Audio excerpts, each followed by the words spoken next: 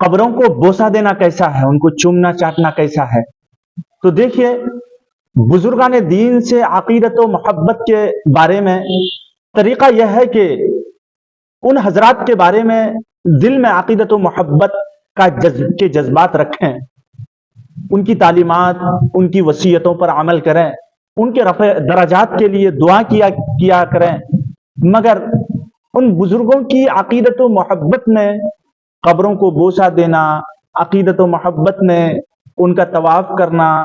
یہ سب، مگر بعض لوگ بزرگان دین سے عقیدت کی بنا پر ان کی قبروں کو بوسہ دیتے ہیں۔ قبروں کو بوسہ دینا آپ علیہ الصلوۃ والسلام، صحابہ کرام، تابعین اعظام اور ائمہ مجتہدین سے ثابت نہیں ہے۔ حالانکہ صحابہ کرام کو آپ صلی اللہ علیہ وسلم سے غایت درجہ کی محبت و عقیدت تھی، بلکہ آپ کی ذات تو تمام صحابہ کے لیے محبت و عقیدت کا مرکز تھی، مگر اس کے باوجود صحابہ کرام رضوان اللہ علیہم اجمعین کی قبر اطہر کو بوسہ نہیں دیتے تھے، اور نہ ہی تابعین اعظام صحابہ کرام کی قبروں کو بوسہ دیتے تھے، بلکہ اہل سنت والجماعت کے فقہاء کرام نے قبر کو بوسہ دینے کو نصارہ کی عادت شمار کیا، اس لیے قبروں کو بوسہ نہیں دینا چاہیے۔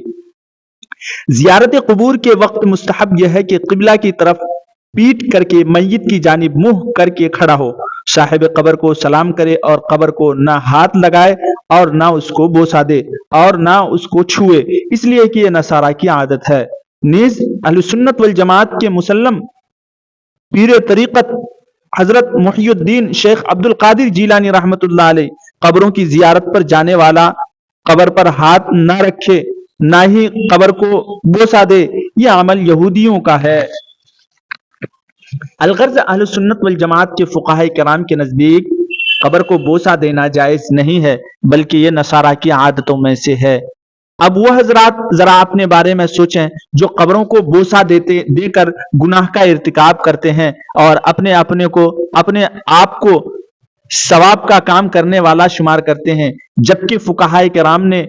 اس کو حرام اور نصارہ کی عادتوں میں سے شمار کیا ہے۔